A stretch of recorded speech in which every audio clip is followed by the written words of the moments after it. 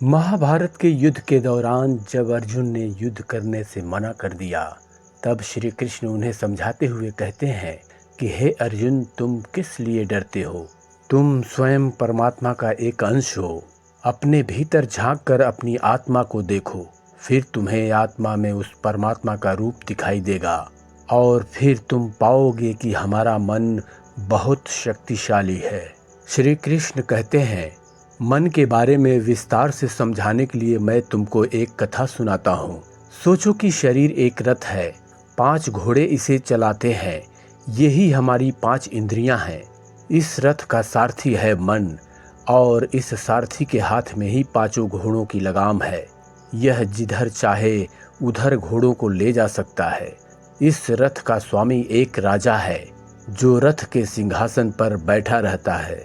यह राजा ही हमारी आत्मा है, जो इस पूरे रथ रूपी शरीर का मालिक है। यह मन बहुत ही चंचल है। यह व्यसन, भोग, विलास और वासना की तरफ आकर्षित होता है। इस मन रूपी सारथी को जहाँ आनंद की डगर दिखती है, यह वहीं 5 घोड़ों को ले जाता है।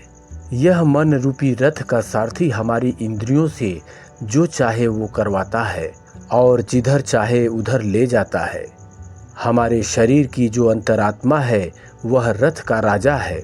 अगर राजा शक्तिशाली है तो वह रथ के सारथी को कुछ भी गलत करने से रोक सकता है। यह राजा पूरे रथ का मालिक है। यह जो भी आज्ञा देगा, वह इस सारथी को माननी होगी। लेकिन दुर्भाग्यवश इस मन को काबू करना इतना आसान नहीं है। इसके लिए आत्मा यानी राजा को हमेशा इस पर नज़र रखनी होगी। अगर आत्मा मन पर काबू पा ले तो यह मन फिर आत्मा का ही कहना मानता है। हे अर्जुन, यह मन इतना शक्तिशाली है, अगर इसे इंसान ने काबू नहीं किया तो ये जीवन पर्यंत तुमको भटकाता रहेगा। और अगर इंसान ने मन को काबू में कर लिया तो यही मन आत्मा को परमात्मा तक लेकर जाता है। इतना बलशाली है यह मन। हे अर्जुन, इस मन की ताकत का तुमको तनिक भी अंदाज़ा नहीं है। जो इंसान मन की शक्ति को समझ लेता है और उसे काबू में कर लेता है, वह इंसान साक्षात देव पुरुष बन जाता है। अर्जुन बोले, हे कृष्ण, यह मन इतना बलशाली है तो इसे वश में करने के क्या उपाय है? कैसे इस मन रूपी सारथी को काबू में किया जाए? तब श्री कृष्ण कहते हैं, अर्जुन, इस मन पर काबू पाने के 2 रास्ते हैं। पहला अनुभव और दूसरा वैराग्य। यह मन बड़ा चंचल है। जब भी यह गलत दिशा में जाए, इसे रोको। अपने मन को वापस सही रास्ते पर लाओ। यह फिर भागेगा, फिर तुम इसे पकड़ कर लाओ। यह भागता रहेगा, लेकिन तुम हर बार इसे पकड़ कर लाते रहो। जिस प्रकार किसी घोड़े को काबू में करने के लिए इंसान को कई प्रयत्न करने होते हैं। नया घोड़ा सवार को अपने ऊपर बैठने नहीं देता और घुड़सवार को बार बार नीचे गिरा देता है।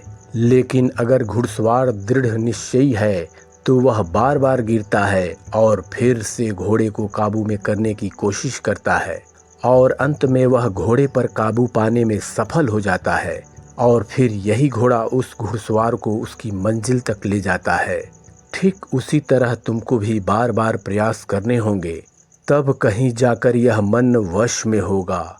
श्री कृष्ण की ऐसी बात सुनने के बाद अर्जुन युद्ध करने के लिए तैयार हो गए। अंततः पांडवों की विजय हुई।